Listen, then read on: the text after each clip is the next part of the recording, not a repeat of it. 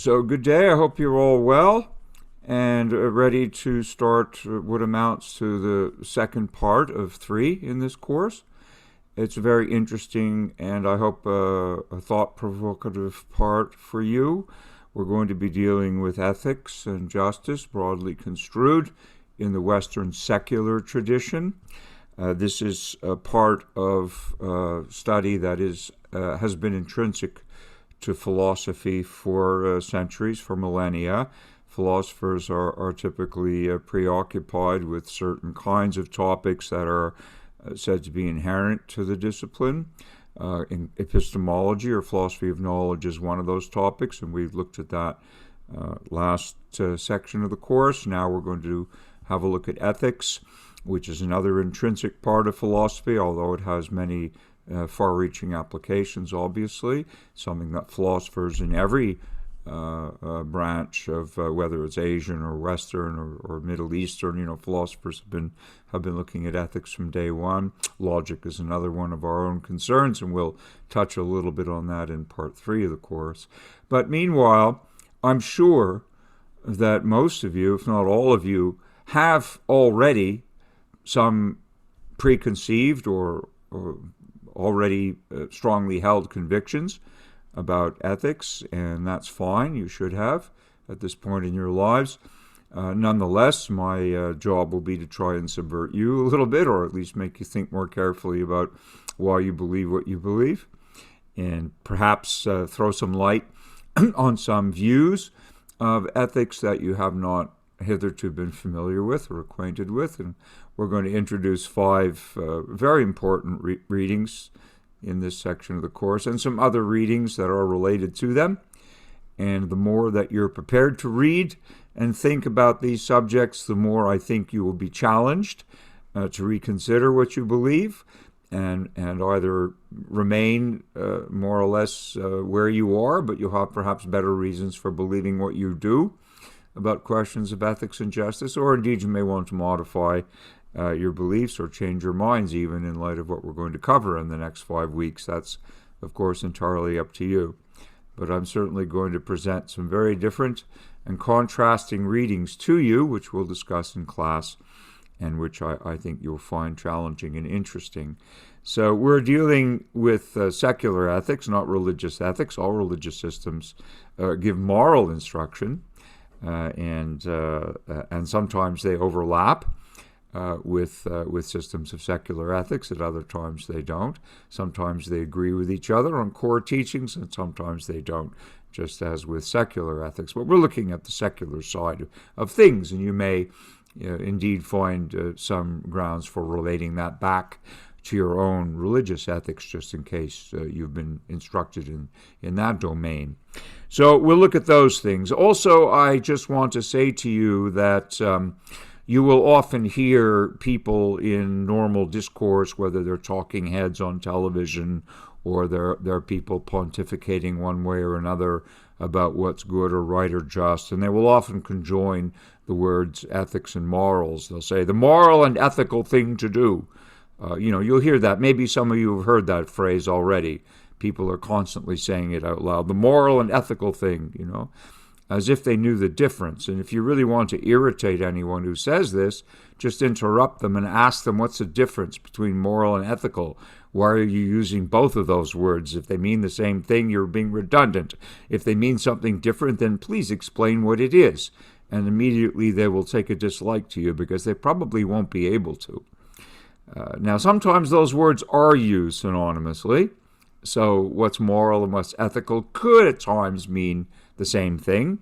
But there are also important distinctions, and I just want you to be a bit mindful of that before we launch into our formal treatment of the subject, that in general terms, morality can be your own personal set of beliefs about what's right or wrong. So if you have some personal morality, that is your guide. And when you want to know if you're doing the right thing or the wrong thing or about to, you may in fact consult your own moral compass if you have one, and I certainly hope you do. And that would be more of a personal guide, which may have come from your peers or from your culture or from your instruction in a given religion, but nonetheless, it's your personal decision. If we're talking about ethics, we often can distinguish between ethics and morality by regarding ethics more as a professional set of concerns. For example, if you think about all the professions that you daily interact with, whether it's healthcare, or whether it's engineering, or whether it's business, or whether it's, there are all kinds of professionals out there, law, social work, psychology. Anyone who works professionally with the public normally belongs to an association and is bound by a code of professional ethics, not a code of professional morality, because again, in generic parlance, morality is more often your personal view of things, whereas ethics often pertain to the domain of the professions.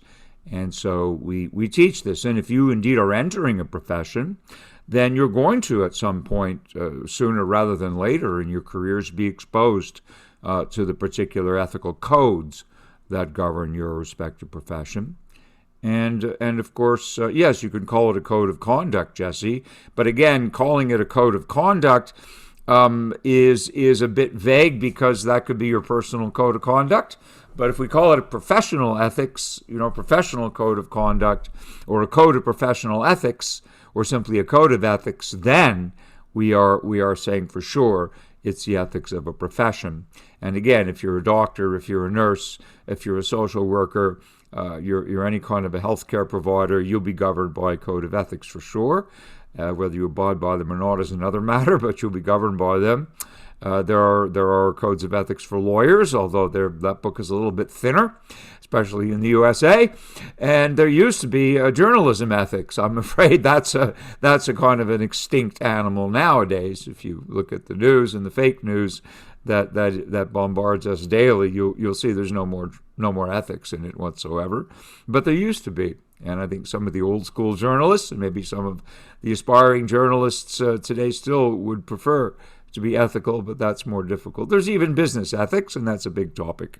That's not so much professional as it is, of course, a set of principles that are deemed to govern economic transactions, which may or may not on a given day succeed.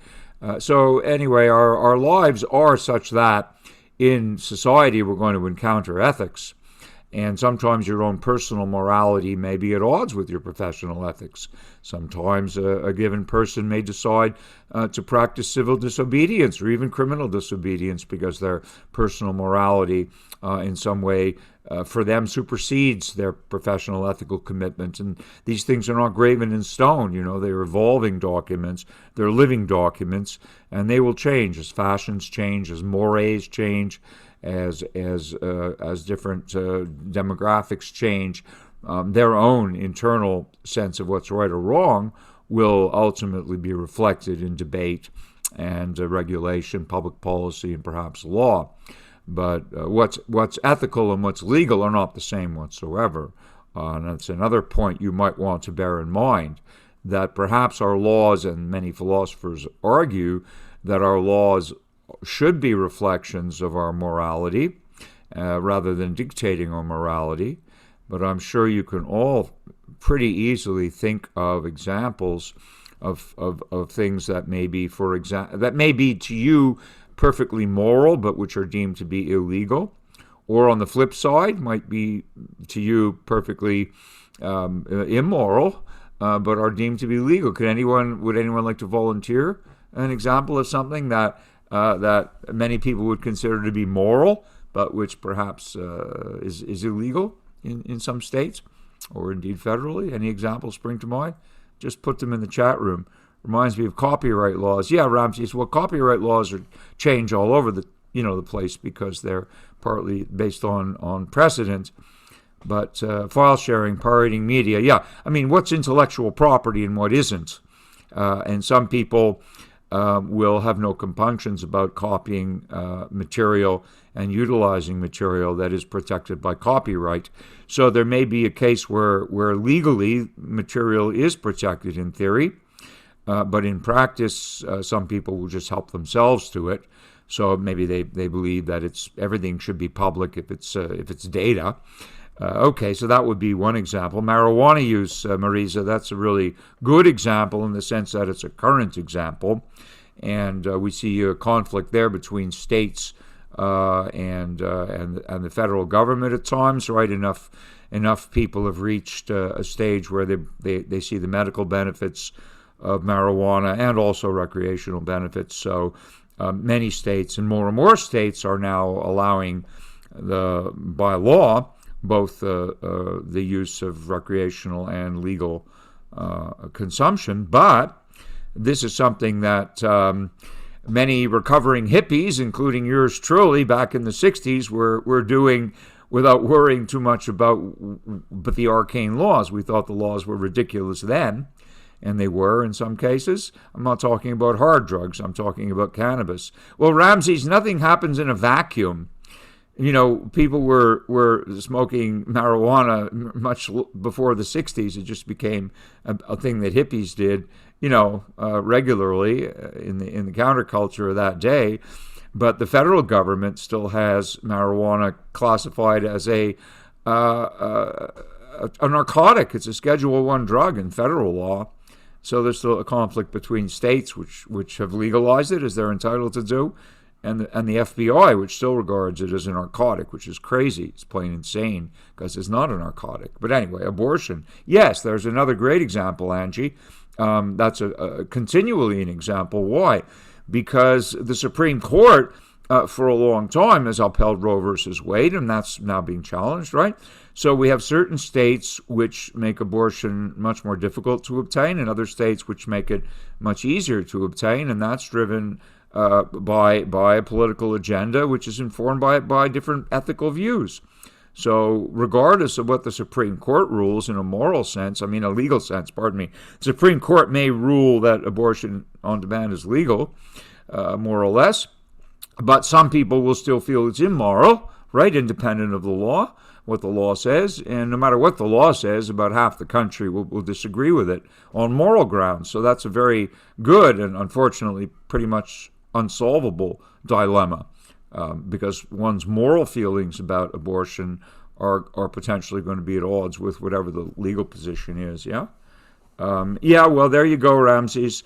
It is ironic that some people think marijuana is harmful, whereas cigarettes are considered legal. Well, if you're of legal age, but that's because of politics. We have a tobacco lobby which is much stronger than the marijuana lobby. Although the marijuana lobby is obviously gaining ground, the tobacco lobby is much more deeply entrenched in this country, although there have been restrictions on advertising cigarettes. You can no longer advertise them to minors. You no longer see people chain smoking on television or in movies as they used to, although in the developing countries that's still done. But here, there has been some restrictions put on the tobacco lobby to kind of rein in their sales, and alcohol, same. Yeah, exactly. And again, some moral systems will forbid consumption of alcohol, and whereas, it's perfectly legal if you're of age in the United States. But we had prohibition at one time, which made it illegal, although many people were making organized crime rich, because whenever governments make bad laws or stupid laws, they basically drive things underground, and then the people who profit from selling whatever is forbidden will be inevitably organized crime. So governments are slow learners, and whenever they make questionable laws, then what they do is they just drive things underground, because people are going to do it anyway, right? Some people, anyway, will do things regardless of whether they're legal or not. So I'm glad you see this, and we're not looking at the law, and I'm not going to be discussing philosophy of law with you. This is a different topic altogether, and a very important one. And we have an expert, Professor Vilhauer, on our faculty. He does teach philosophy of law, and it's a really interesting course. But we're going to stick with the ethics, okay? But just in passing, you obviously realize that just because something is legal doesn't necessarily make it ethical, and vice versa, right? Just because something is illegal doesn't necessarily make it unethical or immoral. And society is constantly changing its values. All right, so that's part of our public conversation, but we're going to focus strictly on the ethics today. All right, that's one point. Now let me share a quick overview with you before we dive into Aristotle, which we're going to do today. He's our first ethicist on the menu. But having made that point, I want to share a screen with you, if I'm able. And that's just a bit of an overview of where we're headed with our treatment of ethics before we dive wholesale into Aristotle. So just bear with me, and I'll endeavor to share a screen. Here it is, Ethics Overview. This should be in your Google Drive folders. And I want you to be mindful as we continue with the ethics, that ethics are actually related to aesthetics, and some of you may not know the word aesthetics. Is there anyone here who's hearing the word aesthetics for the first time? I'm using this word in conjunction with ethics because they share a common root. Aesthetics is a subject in philosophy, and more generically, I guess there are aesthetic pursuits that are not, strictly speaking, academic philosophical ones. But aesthetics is definitely a cousin of ethics, and the common root is axiology, which is the theory of values. So understand that ethics and aesthetics can be viewed as two branches of a more central topic called axiology, or theory of values, and this common denominator is our valuation of goodness. Whatever we take goodness to be, we tend to value it.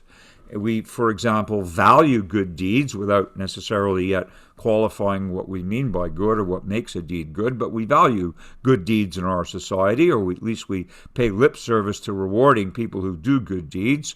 We think it's a good thing. If you see someone do a good deed, you'll probably value it. If you do a good deed, you'll probably be valued for it. But we also value good arts. We value good cuisine, right? Good culinary arts, good cooking, good books, good movies. Yeah, good songs, good, anything that's artistic or has to do with beauty. We value that too, in the sense that we prefer good art to bad art, again, without qualifying exactly what we mean. So there is a common root there, all right, between ethics and aesthetics. I'm just mentioning this. And that, of course, will lead us to the central question, what is good anyway? What is it that makes something good? If we say that something is good, what are we really saying about it that makes it? What is this thing that we call goodness? What makes something good? If it is good, a good deed, or a good citizen, or a good work of art, or a good meal, that's not a simple question. And there are three main questions really that we'll be concerned with in this part of the course. We can ask what is good, what is right, and what is just, right? That's essentially a triumvirate of questions. If we knew somehow what goodness was, then we would be more likely to be able to distinguish between right and wrong, presumably, and more often do, quote-unquote, the right thing rather than the wrong thing. And if most people did the right thing most of the time, then arguably, at least hypothetically, we'd end up with a closer approximation to a just society. So you can look at them as being related in this way. If we knew what it was to be good or to do good, then we'd probably do right more often than wrong. And if most people do right more often than wrong, then we may end up with a closer approximation of justice, and that is sort of how they're related. Now, there are different ways of doing ethics, and please understand that we could do a version of ethics called Descriptive Ethics, and that's really, as it suggests to you, describing different systems of ethics as they are practiced. If you are a cultural anthropologist or a social anthropologist or a social psychologist, or perhaps a political scientist in some contexts, and you're studying different societies and different customs that different societies have evolved, and you're describing them, right? and describing what their answers are to the questions of what is good, what is right, what is just. You're doing descriptive ethics. You're not judging them. You're just describing, well, here's a group of people who have some common denominators in their culture, and this is how they characterize ethics. So that's descriptive. It's one way in which it can be practiced or engaged in. Prescriptive or normative ethics is a stronger thing because, as again the nomenclature suggests, a prescriptive or normative system, you can use those words synonymously, are prescribing to you different systems of ethics. A given system will prescribe what is good, what is right, what is just. And whether they're religious or secular, they're all going to tell you from probably an early age what their understanding is of goodness, of rightness, and of justice. So you may, as an individual, have your morality shaped by a given prescriptive system in which you grew up and received moral instruction. So that's definitely a stronger way of understanding rather than merely describing what a given society's ethics are, or a given religion or a given culture's ethics. You may, in fact, be in a prescriptive mode where you're going to behave according to what you believe a given system of ethics ought to be. And then we're not doing that either, because I'm not going to prescribe to you what far be it from me to prescribe to you what you ought to do. That's not the purpose of this part of the course. We're going to do the comparative thing. That's the third thing. Not descriptive, not prescriptive, but comparative. And again, as that suggests, we're going to evaluate, compare, and contrast different prescriptive answers to these questions. So each week we're going to look at a different philosopher who obviously is going to have different answers to these questions, and we're going to compare and contrast those answers, all right? So we'll be doing comparative ethics. And there is also, I should not neglect to mention, a growth industry for the last 40 years or 50 years called applied ethics. And this is also very important because it actually applies some of the theories that are developed prescriptively and comparatively to the attempted resolution of moral problems and ethical quandaries that occur in the practice of professions. So if you are studying engineering, you are definitely going to encounter dilemmas, and you will need some tools, hopefully, of ethics engineering to help you resolve them. If you're working in environmental science, there are going to be ethical questions that arise. If you're working in the field of healthcare, of course, there are obviously every day. If you're in the front lines of medicine, you're always going to encounter ethical quandaries, and they're not always easily resolved. If you're doing research in genetics or in implant technologies or in other kinds of biomedical engineering, you will also encounter ethical questions, as to what is really permissible. We know we can do certain things technologically, but we're always going to need to ask to what extent can we apply technologies and still remain in some sense ethical as the profession conceives such things.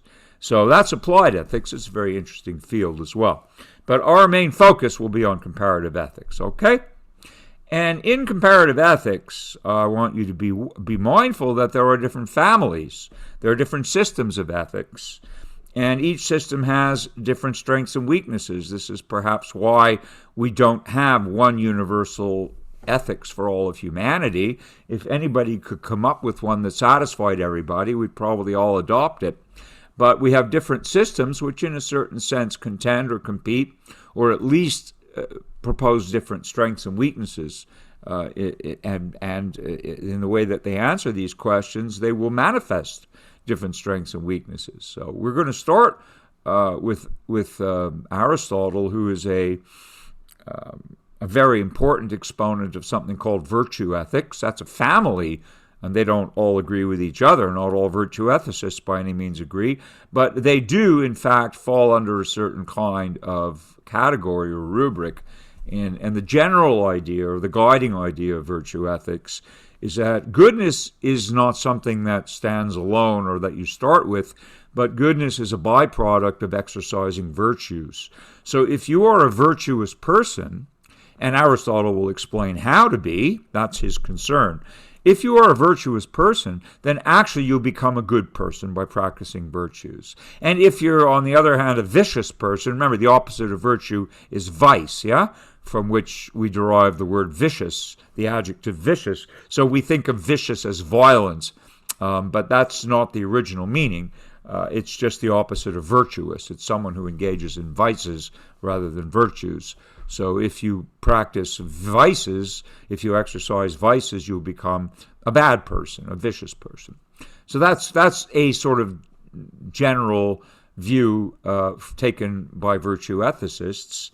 And we're going to look at Aristotle today and Thursday in my group, and in your breakout groups you'll continue. He's one of the most important exponents. He's not the only one by any means.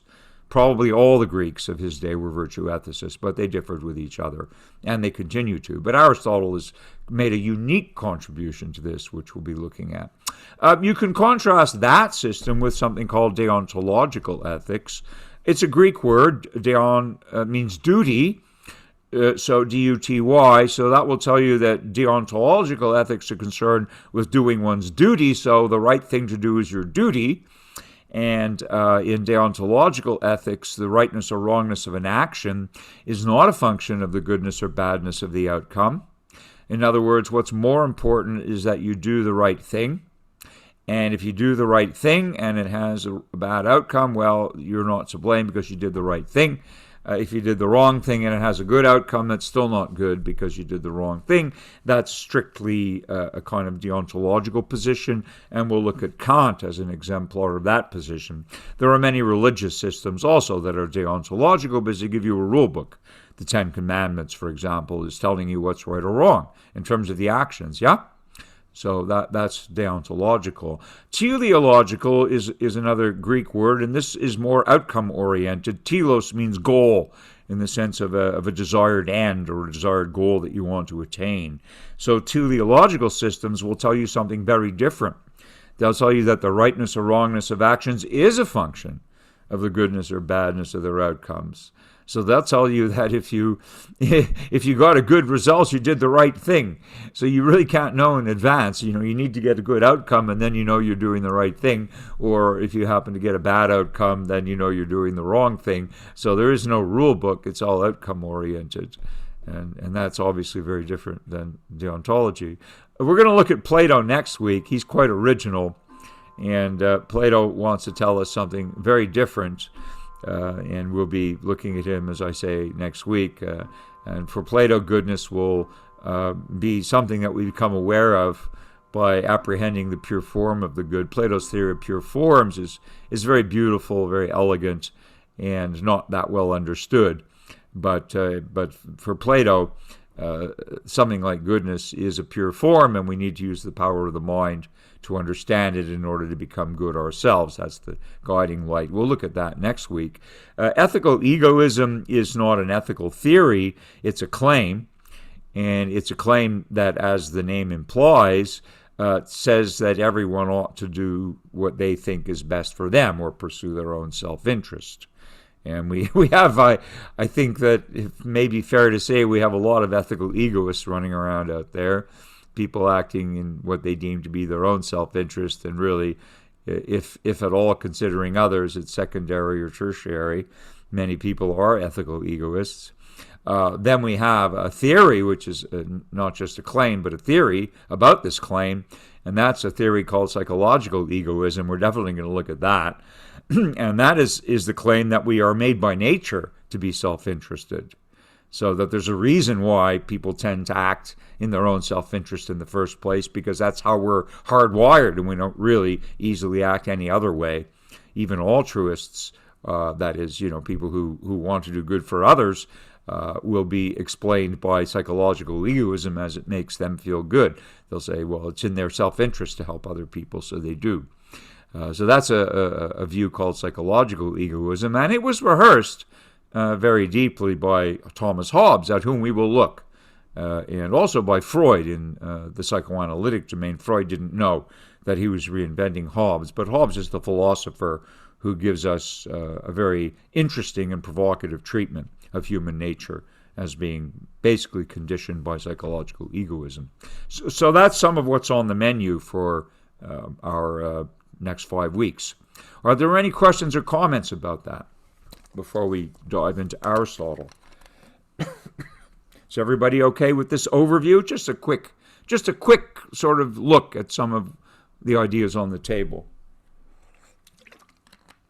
Everybody's good. Okay, I see yes. What's secular? Okay, good question, Sudaner. Secular it can be viewed as the opposite of religious.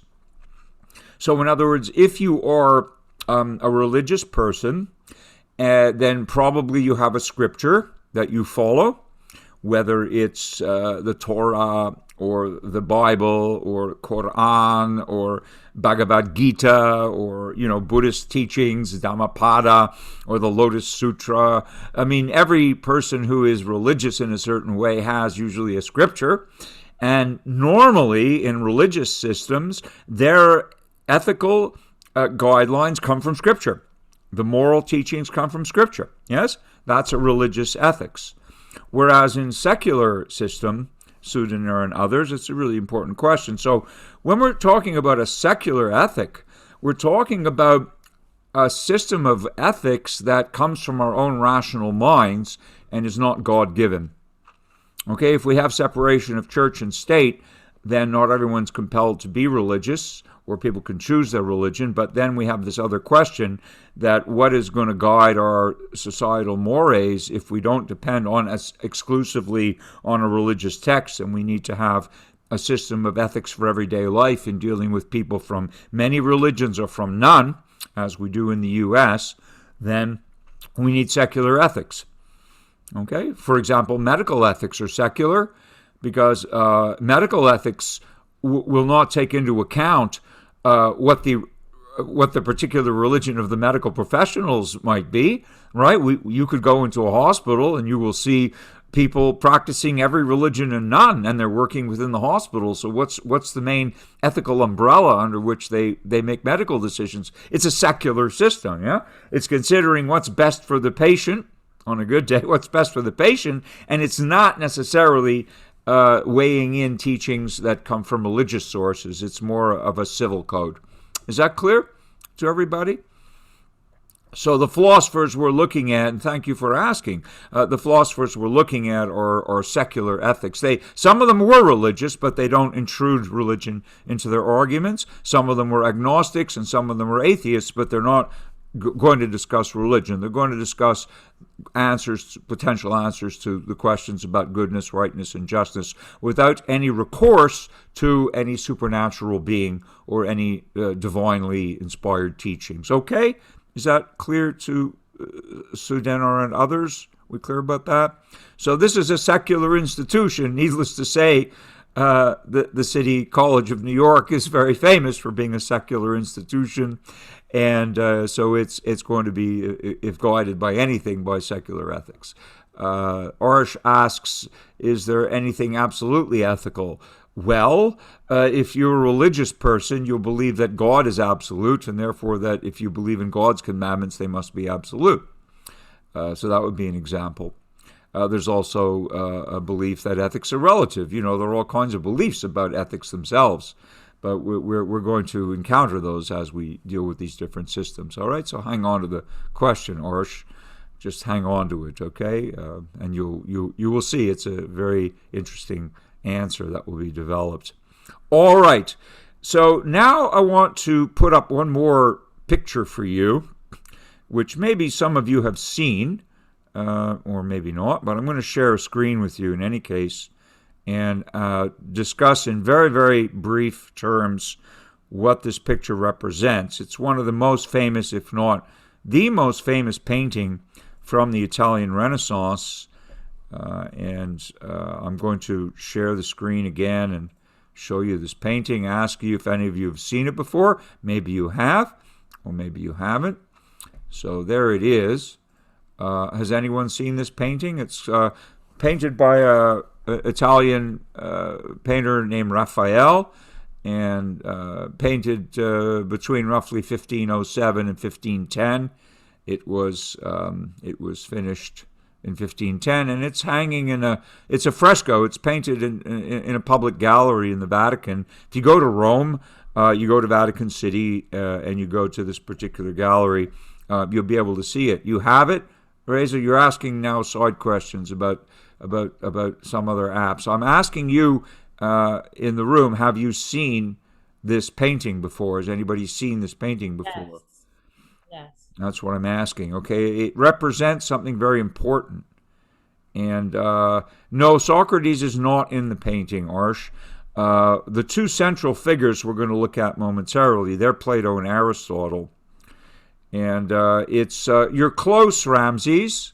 You're very close. It's technically known now as the School of Athens. I'll type that in to everybody. Just let me enter this. It's Raphael is the painter. And the title that it's often given in English, and if you Google this, you'll pull up the painting. And there are also websites that identify everybody. If you're interested, okay? Everyone is identified in this. More or less everyone is identified. They're some of the most important philosophers spread over time. They weren't all coextant, but Raphael's awareness of Greek philosophy and Roman philosophy was very strong, and he also has Zoroaster in there. So it is meant to represent a university. I mean, Plato invented the university, so his academy was the first university. And because Aristotle was his best student but disagreed with him, Aristotle was obliged to found his own university, which he called the Lyceum. But Aristotle had studied with Plato for about 16 or 17 years, and the painting shows the ground of their disagreement. But the reach of Raphael's awareness extended to Persia, so in there you'll have Zoroaster, and you have different study groups, and they're basically looking at logic, geometry, ethics, epistemology, politics. They're different study groups, just as you might see in a contemporary campus. But in the center of the painting, you have Plato and Aristotle. And this is what's really important. The original title of the painting is Knowledge of Causes. Understand something, that the School of Athens is a kind of diplomatic fudge, because there was a school in every street corner. Athens had so many different philosophers teaching different things that, you could find everywhere a different philosopher with his own little following. So those were called schools. But this is meant to imagine everybody under one roof. And that's not Raphael's original title. He called it Knowledge of Causes, Causarum Cognitio. And so what these philosophers were trying to explore, each in their own way, was to understand how things arise in this world, what causes things, what are causes and effects, including how do we find what is the cause of happiness, what is the cause of rightness and goodness and justice. And if we can identify those causes, then presumably we can make those things more prevalent than they are. So it's quite an important question, and they're all tackling different aspects of it. It's very open and inclusive, and it was the original idea of what a university is supposed to be, cast in an optimistic light in the year 1510 by this painter. Now let's look at the central panel. I have another picture for you, which is a close-up. So you will be able to see very clearly from this close-up how it is that Plato and Aristotle differ in their views. And we're going to start with Aristotle. Although Plato is older and was the senior of the two, Aristotle's a bit easier to grasp, so that's why we're starting with him. And they are the two central figures in the painting. And in fact, Raphael used Leonardo da Vinci's face on Plato's body, so he put Leonardo's likeness as Plato. Nobody knows exactly what Plato looks like. And similarly with Aristotle, he used just his own imagination. So here, but look at the main difference between them. They're each holding a book. Aristotle's holding his Ethics, at which we're going to look in a minute, and he's pointing straight out, right? And Aristotle is by this gesture saying that we are embodied beings, and in order to be good citizens and to do the right thing and to have a just society, we need to proportion our conduct in the material world. We are embodied, and we need to act as embodied beings in well-proportioned ways in order to be ethical. That's why his focus is straight out, pointing at the world. Plato, on the other hand, is holding his Timeo, which is one of his books, along with the Phaedo and the Republic, that deal with the question of justice and goodness and the soul. And Plato is not giving Aristotle the finger. He's pointing up at the heavens, because he believes that justice is attained by an understanding of the pure form, just as goodness is attained by an understanding of the pure form of the good. Justice is attained by an understanding of the pure form of justice, and that's the teaching of the later Plato in the Republic, which we'll discuss next week. So they're not opposed to each other, but they are orthogonal, right? They're at right angles. Plato is pointing up because the pure forms are not material. For Plato, the pure forms are ideas. They are outside of space and time, and they are immutable. They don't change, and they're permanent, and only the power of the mind can access them. Whereas Aristotle is saying, but we have to proportion our conduct as embodied beings in the physical world in relation to each other. And that alone should tell you why Aristotle did not succeed Plato as the head of Plato's academy, because he differed with him on this very vital question of what does it mean to be good. But they're not in dispute. They're at right angles to each other, all right? Nonetheless, it's a significant difference. And by the end of next week, I think you'll understand it much more clearly. Now, Raphael obviously was a good philosophy student, and he had a very interesting and creative way, pictorially, of depicting this fundamental difference between Plato and Aristotle. So it's a very important and powerful picture. It tells us quite a lot. Okay? They're not separating anyone, Arsh. They just happen to be standing in the middle because they're the two most influential. They were both mentored by Socrates, Plato personally, and Aristotle by reputation. But basically, this is just part of the student. These are part of the students who are gathered around them to listen to what they have to say and to discuss with them. Okay? So it's just part of the larger context. Is that fair enough? Everybody get this? And you can read about the painting. It's quite important. In the history of Western philosophy, certainly. Very significant. Okay? So now let us go. Are there any quick questions? If not, I'm going to go right to Aristotle. You know that the reading is in your textbook. It's extracts from Nicomachean Ethics, the book he's holding in the painting, a book written for his son, Nicomachus. And I'm happy now to start introducing Aristotelian ethics to you. So I think that's what we really ought to do without further ado. Okay? Fair enough? So let's go there. I'm going to share yet another screen, and this time, with any luck, it's going to be the textbook. Am I still there? They were asking me. Yes, I think so. All right, so we're going to go to the Nicomachean Ethics. I have it open here on the page, so let me come back and share this with you. And you should be reading this in advance. Some of you, I hope, have read already the extract. If you haven't, you should be reading it this week during your extracurricular activity. You get the most out of these readings if you digest them on your own before we actually discuss them in class. That would be the best thing. But in any case, here is the reading. In a moment now, you should be able to see it. Is everyone seeing it? Yes. Good, thank you. Okay, so Nicomachean Ethics, a little introduction to Aristotle. Those are his dates. 4th century BC, he was Plato's student. And he wants to talk about what his goals in life are. And this is the setup to his ethics. It's not his methodology, which is quite unique, but he's going to tell us something about our activities and that we engage in actions in order to produce something, in order to achieve something. So if we're involved in medical practices, the end goal is health. Yes, medicine wants to not just cure disease, but restore health.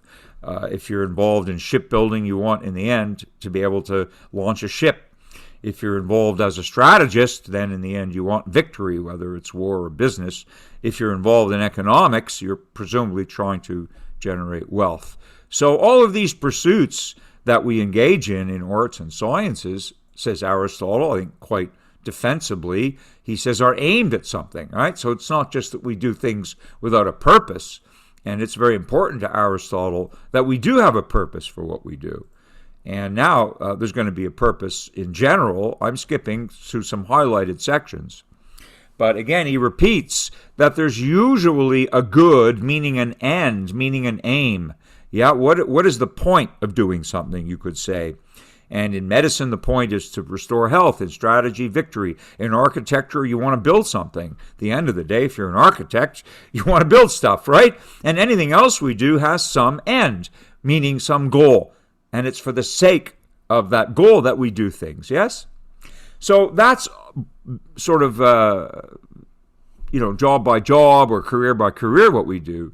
But is there anything that could be generalized from this? And yes, Aristotle says that there is something that we could say, irrespective of the different career paths we may enter, we still have something that is common to all of us beyond our specific jobs and the specific goals of those jobs. There's something else that's a bigger common denominator. And he thinks, in order to get at what it is, he asks a really interesting question. Is there something that we want because it's desirable in its own right and not for the sake of something else? And so I'm going to put in the chat room a very, very important distinction that Aristotle draws here, okay? And it's between the following thing. Instrumental value, I want you to think about this. Instrumental value versus inherent value.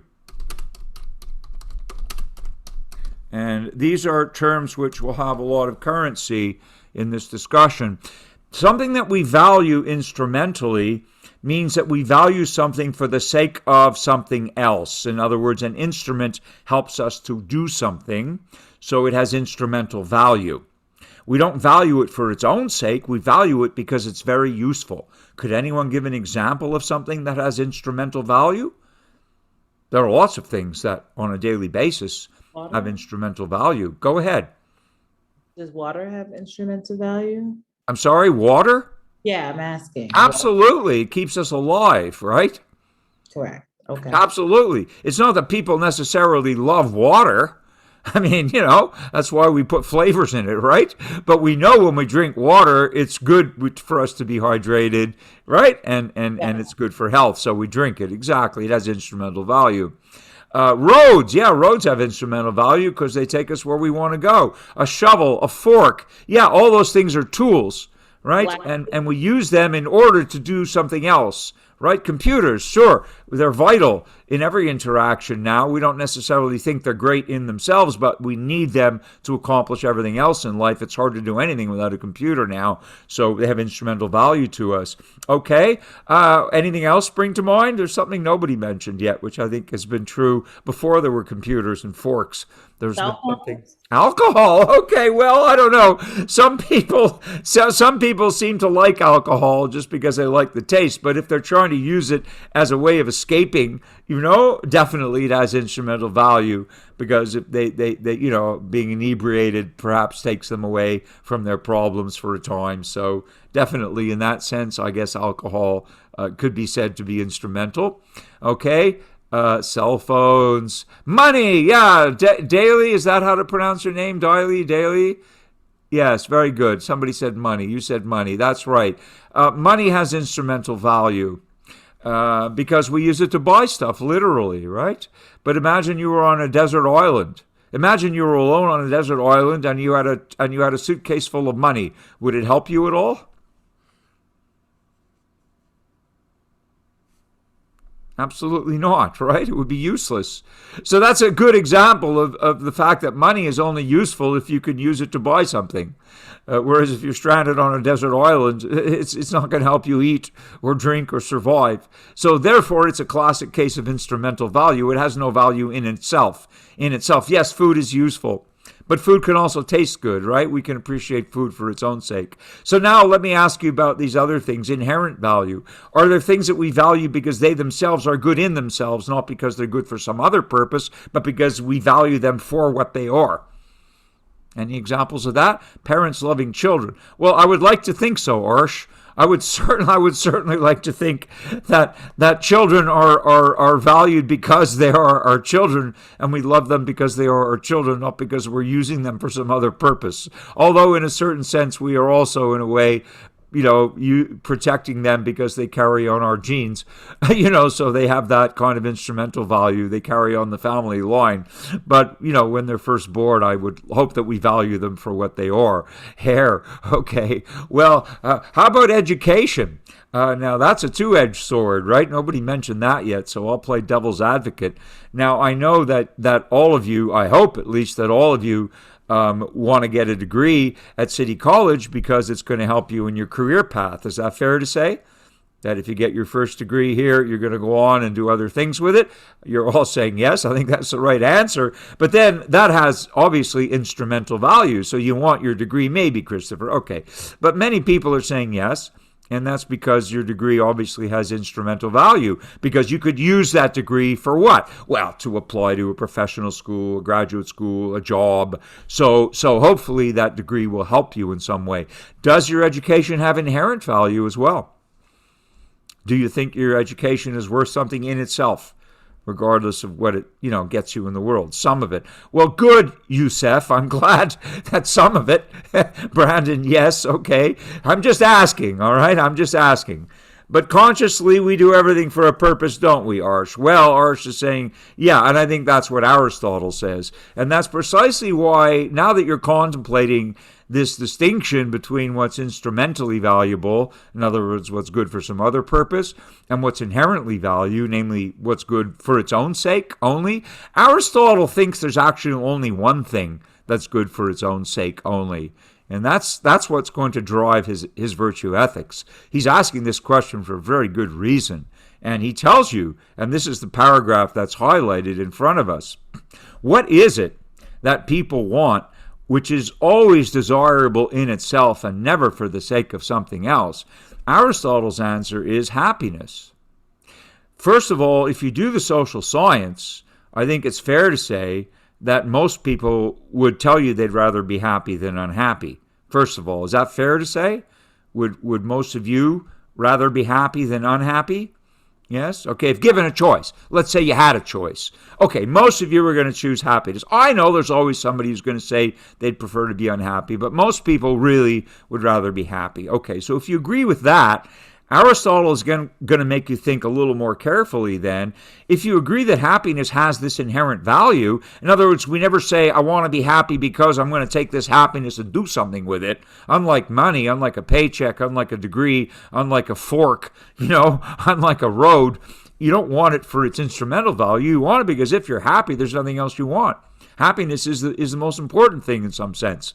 So Aristotle says we always want to be happy because we choose it for itself and not for something else. So it's the ultimate goal, Arsh. Yeah, you should direct this to everybody so they can all read your comment. For Aristotle, it is the ultimate goal. And he's not making this up. He's looking around at his society and he's saying most people want to be happy. And how do they get there? Well, some people think that honor will bring them happiness or pleasure or reason. And these virtues, he says, we choose them for themselves too, but we also choose them for the sake of happiness. And for Aristotle, happiness is the one thing that nobody chooses for the sake of anything else, but only for itself. So happiness is the ultimate inherent value for humans. So then the question's going to be, how do we get it, right? How do we become happy and remain happy? And this is the central question for Greeks of this period. It's how to lead a good life, yes? Happiness for them is not a mood. Please, let's distinguish. Happiness is, the word they use is actually eudaimonia. That's the Greek word. And it's more than happiness. It's if we think of being happy as a mood, that's not the Greek sense of it, because you could be, happy one second and unhappy the next. That would be more of a mood. But for the Greeks, happiness is something that's more indestructible than that. And the Greek word for it is eudaimonia. It's really almost synonymous with fulfillment. It's something that if you achieve eudaimonia, or eudaimonia with an I, nobody can take it away from you. Okay? It's a kind of internal state of fulfillment that doesn't depend on external things. It really is inherent, and no one can take it from you. So if you achieve happiness in the Greek sense, you've really accomplished something. And it's meant to be indestructible, meant to come from within. It's not a relative to how much fame you have or how much money you have or, how much pleasure you experience. It's not relative to those things. It's something else. And it comes, according to Aristotle's theory, from practicing virtues. And that's the tie-in with virtue ethics. Okay?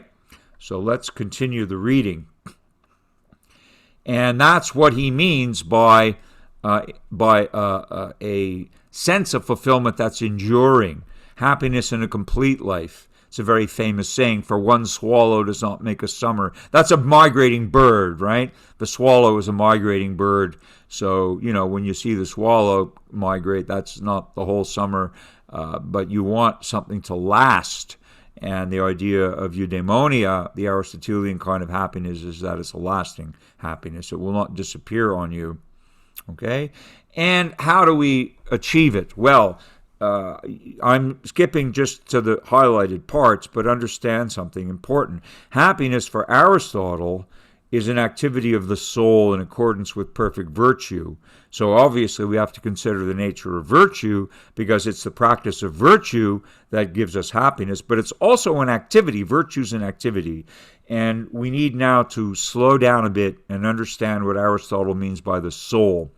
The Greek idea of the soul was very important, because perhaps like some of you, they believe that the soul is partly what makes us alive, and that if someone loses their soul, when you're killed, there's no soul. The soul is gone from the body. But their notion of the soul is not like the notion in the Abrahamic faiths, where it's a divine spark.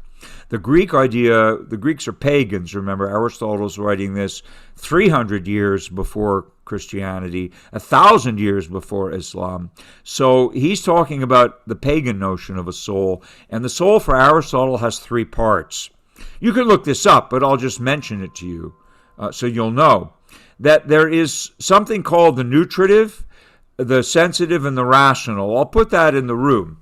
So Aristotle's soul, just so you'll understand when he means activity of the soul, what is he talking about? Okay, soul has three parts. When he's talking about the soul, the human soul at least has three parts. And he calls them nutritive. The nutritive is what we would today call our self-preservation. We have to eat, right? We have to sleep. We have certain appetites which are essential to our survival. So that's what plants and animals have too. But we have it also. And the second part is the sensitive, literally meaning our senses, our perceptions, and our emotions, right? So we sense things, we feel things. That's more than plants. And that also guides our activity in life. And finally, and hopefully on a good day, the third part of the soul is the rational soul. This animals don't have, according to the Greeks. Most animals have the nutritive part and the sensitive part. Plants only have the nutritive part. Animals have nutritive and sensitive because they move around and they sense things. And humans have all three parts. We have the nutritive part of the soul, the sensitive part of the soul, and we also have the rational part of the soul. And so when we act in life, we have to balance all those parts as well. So happiness is an activity of the soul, and therefore it's an activity of the three parts. The nutritive compels us to act, the sensitive compels us to act, and the rational would, in the end, lead the way to compel us to act in perhaps the ways that are most conducive to attaining happiness. Is this clear? Yes, you could. Well, Naomi, Maslow's hierarchy of needs comes about 2,000 years later, and you could say, yes, this is a more ancient view, and it also is a view of all living things. And so, plants obviously have nutritive kinds of processes. A plant will grow toward the light, right? We call that, there's a name for it. They have negative, they're phototropic, they grow toward a light source. They have negative geotropic properties, they grow against gravity. That's because they will take in water, which allows them to maintain their structural integrity and to stand up straight, right? If they don't get enough, they'll collapse. So they have these nutritive aspects, and they make sugars, they go through the photosynthetic cycle. That's all part of what plants do. And that's all they do primarily, and reproduce. That's all part of what's nutritive. Animals do that too, and humans do that too.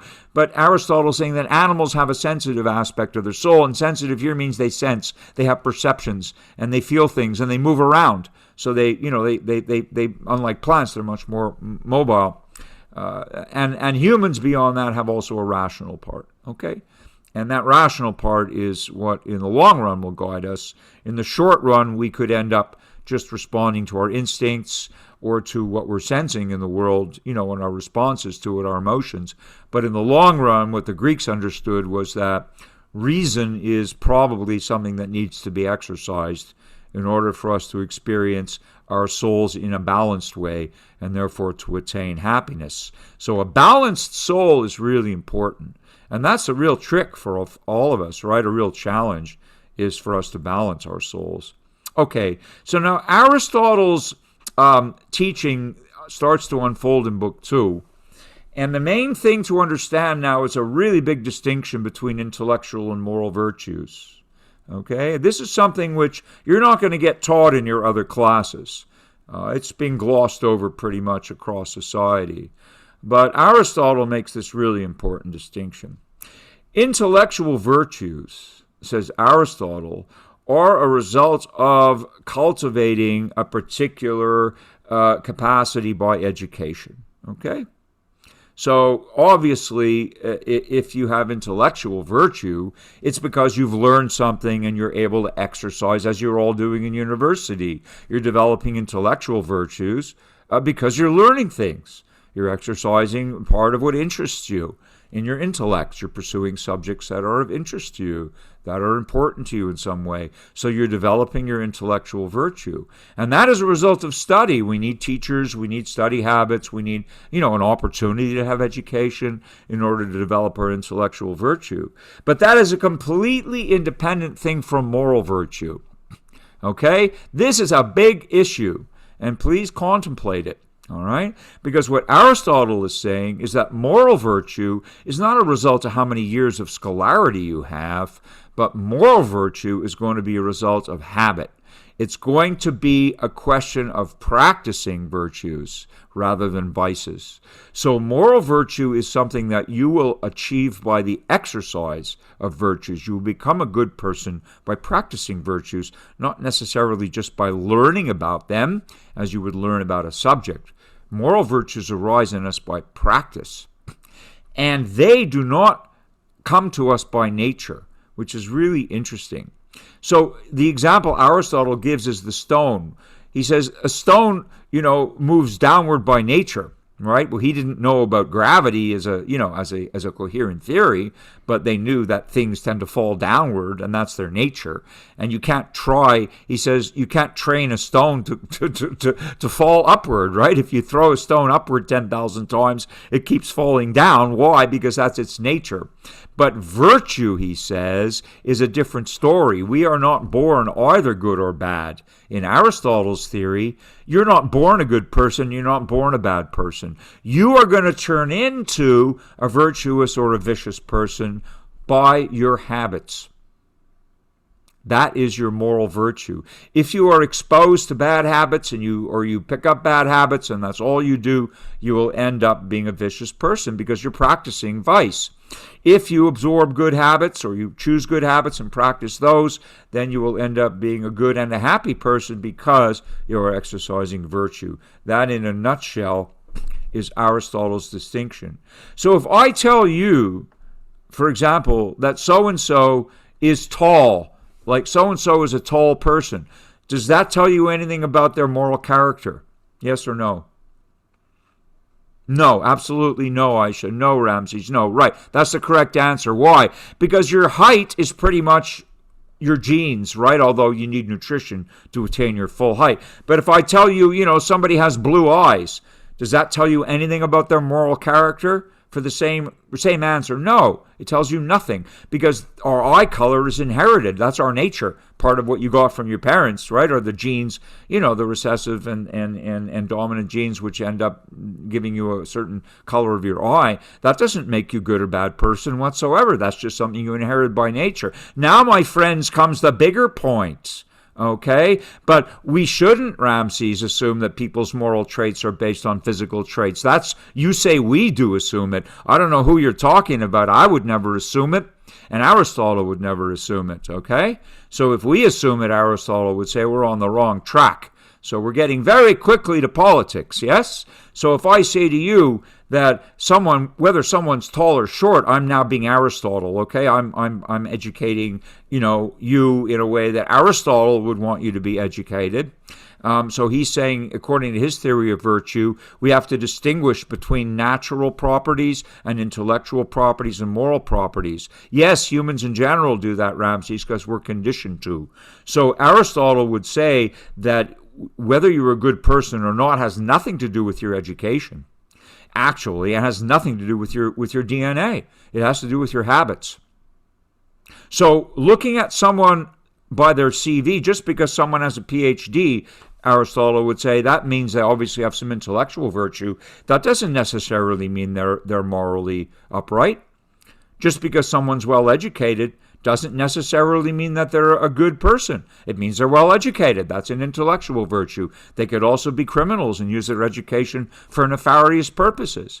Well, I mean, you agree with him, Sudanaro, and I do too to a certain extent, but I'm just presenting him to you, and this is very important to understand, right? This is a really big paragraph, because if you play it out, it means if someone cannot be judged morally based on their natural characteristics either.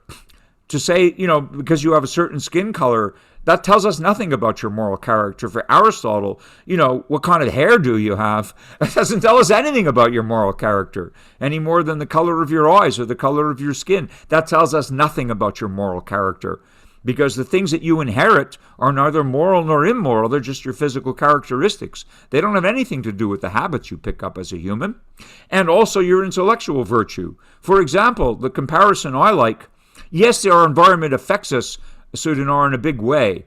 And most of the way our environment affects us is in terms of influencing us in terms of which habits we're going to acquire or not. Yeah, that's one of the big influences of our education. So the distinction I want to make to you now is, for example, people who drive school buses.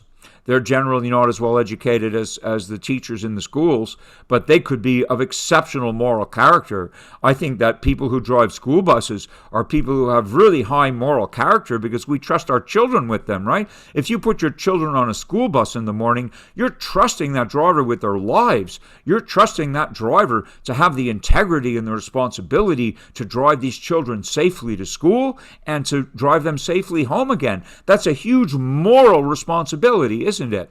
Right? School bus drivers have a huge moral responsibility. They're charged with the care and safety of children on their journey to and from school. There's nothing that's a bigger moral responsibility than that. So they are people, in general, if they do their job well, they have very, very high moral character, whereas maybe their teachers don't. Their teachers may have more intellectual virtue by virtue of more years of education, but they could also be teaching them toxic doctrines. They could also be poisoning their minds. So just because a person has intellectual virtue doesn't mean that they have moral virtue. Okay? Is that food for thought? I hope everybody realizes how important this is. Yeah? So Aristotle is saying neither by nature nor contrary to nature do virtues arise in us. It's all about habit. So in other words, if you want to be happy, you have to practice being happy. And how do you do that? By practicing virtue. So he says, and this is where he'll differ from Plato, the things we have to learn before we can do them, we learn by doing them. This is very practical philosophy. It's not complicated.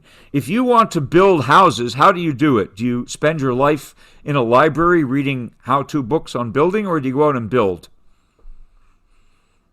Generally speaking, you go out and build. You learn, right? By building. You watch master builders. You learn from people who have the craft of building, and they teach you how to do it. The best builders are people who have learned building, right? Lyre is a harp. You have the lyre players. How do you learn to play an instrument? By reading about it? No, by doing it. You have to practice. We learn from experience. That's right, Ramses. But it's more than experience. It's specific things we want to practice. Yeah? Specific things we want to practice. So how do we become courageous? We become courageous, as Aristotle, by doing courageous things. We become temperate, meaning moderate, by doing moderate things. Yeah? We become brave by doing brave acts. We become just by doing just acts. We become good by doing good deeds. So virtue is a practice. It's not a theoretical study. We become what we practice. That's a good way of putting it, Sudaner. Yes, we become what we practice, because those are the habits we acquire. And we're all creatures of habit, correct? All of us. If there's one thing that is given to us by nature, it's that we're going to acquire habits one way or the other. So Aristotle wants you to think of virtues as good habits, of vices as bad habits. Okay, that's the bottom line. Now, what's Aristotle's original contribution? Well, I will get there on Thursday, but he says here it makes no small difference then whether we form habits of one kind or another from our very youth. It makes a very great difference, or rather all the difference. All the difference. So the habits that we form when we're young are going to be key, actually, in conducing to our happiness or unhappiness. It's harder as we get older to change our habits. But we can. We always can do that. But when we're very young, we're much more influenceable, yes? We're going to tend to have our habits formed for us, not by us.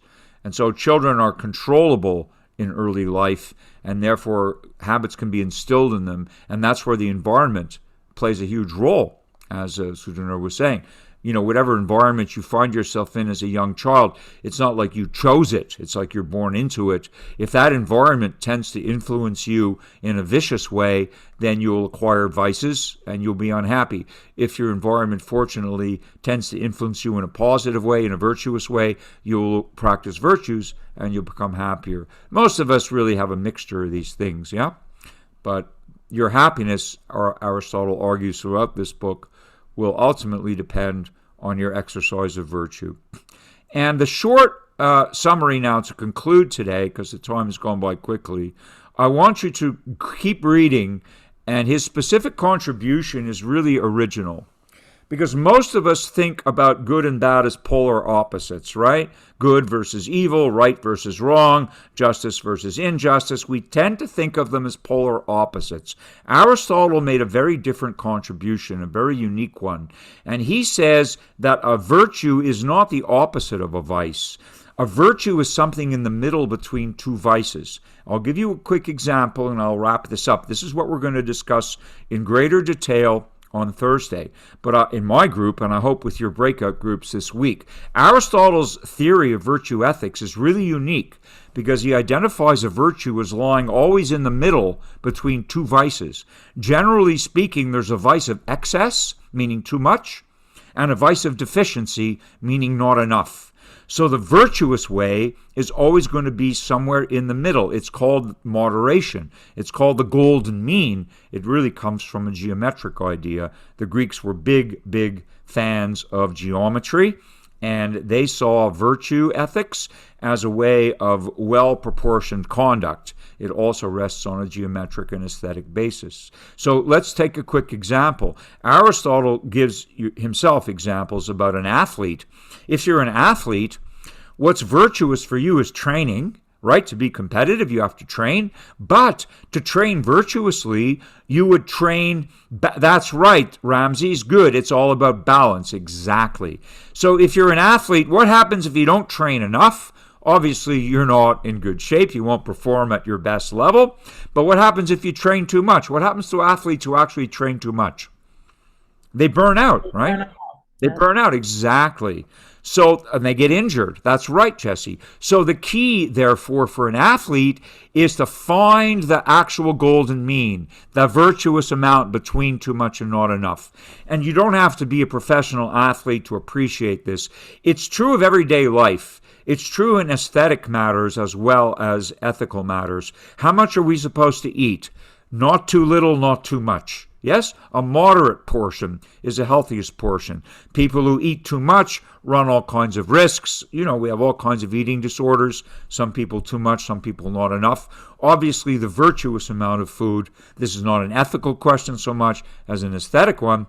The virtuous amount lies somewhere in the middle. How much do we sleep at night? That's the appetitive part. Instinctively, we sleep. We need to sleep. But again, if you want to know how much sleep is right, it will vary from person to person. It's not going to be an exact measure for each of you, but you all know perfectly well that if you sleep too much, it's not good for you, and if you don't sleep enough, it's not good for you. So the virtuous amount of sleep, says Aristotle, will be somewhere in the middle between excess and defect. And if we just apply this to virtues, I'll give you one virtue. And I want you to do this now, your exercise, and then we'll stop for today. But your exercise will be the following. The Greeks said that one of the cardinal virtues was courage, okay? So what's the vice that lies on either side of it? We know that according to Aristotle's theory, if being courageous is a virtue, then it lies in the middle of two vices. One is an excess of courage, and one is a deficiency of courage. It's usually easier for us, we're in the habit of identifying the deficiency. If someone doesn't have enough courage, what do we call that? Someone who lacks courage, what do we call them? Anybody? Coward, yeah, exactly. So a lack of courage is called cowardice, right? So if you don't have enough courage, right? You don't have enough courage for one reason or another. That's the vice on the side of deficiency, right? A lack of courage is called cowardice. All right? Now, what about the other question? Yes? What about the other side? Because this is the side we're not used to thinking about so much. A lack of courage is called cowardice. This is easier for us to pick out. But what would we call too much courage? We don't often think in those terms. A lack of courage. What about too much courage? What do we call people who have too much courage? Can you think about that? Someone who absolutely fears nothing would become what? Not arrogant, recklessness. Good, Ramsey's got it. Too much courage definitely is called recklessness. As in reckless driving, right? People who are reckless drivers don't care whether the light's red or not, they're going to drive, right? That's reckless. It's dangerous.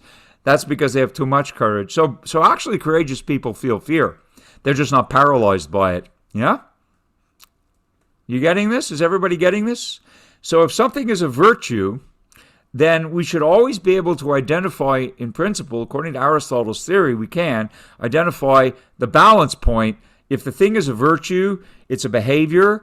And remember, how do we practice courage? By doing courageous things. You don't have to do it all at once, but small acts of courage will gradually instill in you the habit of being courageous. And therefore, you'll be able to be courageous when you need to be, because you'll have the habit. But you will not be a coward, because a coward is someone who doesn't practice being courageous enough. And you won't be reckless, because a reckless person is someone who has absolutely no fear of anything, and therefore is very dangerous to themselves and others, yeah? So courage is a virtue between the two extremes of excess and defect. And every other virtue in the system similarly lies between those two extremes, and every other virtue is similarly something that we can practice in our daily lives. And according to Aristotle's theory, the more we practice virtue, the happier we will remain in life. Okay? It is a balance point, Sudanar. Now, I want to leave it at that. We've covered a lot today, And I want you to read. We're going to continue this reading on Thursday in my group, Section M, and the rest of you with your own breakout groups. Consider in more detail the cardinal virtues. The Greeks had a list of things they thought were virtuous, and we'll identify the excess and deficiency for each one of them. And I will also show you some slides that relate this whole theory to balance points in geometry, which is really where Aristotle derived them from, this theory of proportion. Just as we admire a beautiful sculpture or a beautiful building because we would say it's well proportioned, right? Or a beautiful meal because we'd say the seasonings are really well proportioned. So the Greeks thought, yes, and a good citizen is someone who is well proportioned in their conduct, in their behavior toward others. A proportion of conduct that is pleasing is a virtuous proportion, always in the middle between excess and deficiency. I will leave it there. Thank you very much for your participation today. We've covered a lot. Hello. Okay, Hi. have a wonderful week. You're more than welcome. I will see you all, some of you on Thursday and some of you on YouTube. Thank you, Professor. Okay, you're very welcome. You're very welcome. I hope you have a lot to think about, okay? It's not so confusing, Arsh. You keep asking if anything's absolutely good or bad. Well, that's a question to be discussed, and we will, trust me. Have a wonderful day, everybody. Bye for now. Thank you. You're welcome.